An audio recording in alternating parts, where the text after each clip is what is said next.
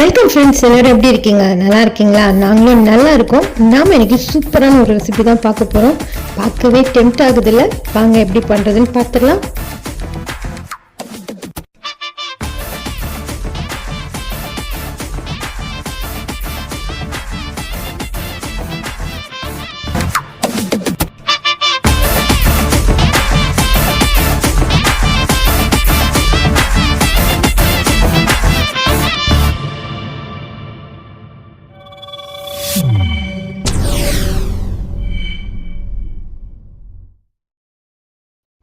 இது பண்ணுறதுக்கு போன்லெஸ் தான் வேணும். நான் வந்து 250 கிராம் எடுத்துகிட்ருக்கேன். அதில் மஞ்சள் தூள் கொஞ்சமாக தனி மிளகாத்தூள், கொஞ்சமாக வந்து உப்பு சேர்த்துட்டு இது கூடவே வந்து ஒரு ½ லெமன் ஜூஸை சேர்த்து நல்லா வந்து மிக்ஸ் பண்ணி இது ஒரு ஓரமாக இருக்கட்டும்.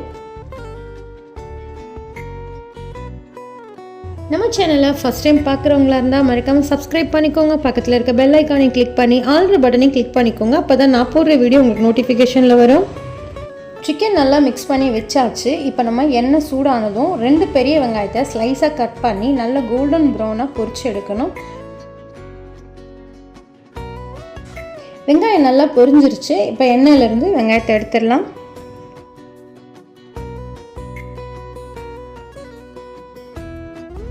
வெங்காயம் எடுத்தாச்சு. அதே எண்ணெயில் ஒரு 6 போல் காஞ்ச மிளகாவை சேர்த்து அதையும் நம்ம பொரிச்சு எடுத்துக்கலாம்.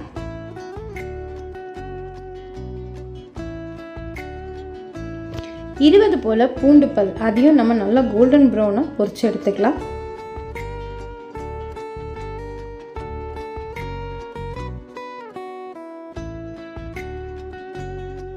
கொஞ்சமாக நம்ம கருவேப்பிலையும் இதோட பொரிச்சு எடுத்துக்கலாம்.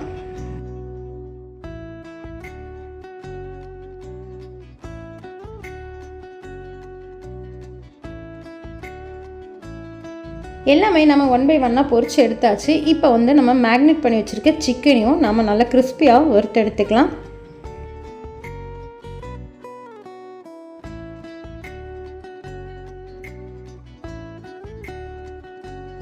சிக்கன் நல்லா கிறிஸ்பியாக வந்து வந்துருச்சு. இப்போ இதையுமே எண்ணெயிலேருந்து எடுத்து இந்த பிளேட்டில் ஆற வச்சிடலாம்.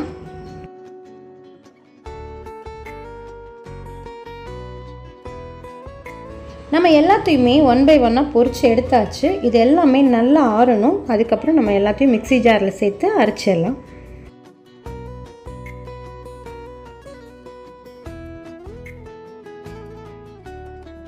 நம்ம வறுத்து வச்ச எல்லாமே ஒரு அரை மணி நேரம் நல்லா ஆற விட்டுட்டு இப்போ நான் வந்து எல்லாத்தையுமே மிக்ஸி ஜாரில் சேர்த்துக்கிறேன். நம்ம வறுத்து எல்லாத்தையும் சேர்த்துட்டு இது கூடவே வந்து 1 டேபிள் ஸ்பூன் அளவுக்கு வந்து காஷ்மீரி மிளகாத்தூள் சேர்த்துக்கணும்.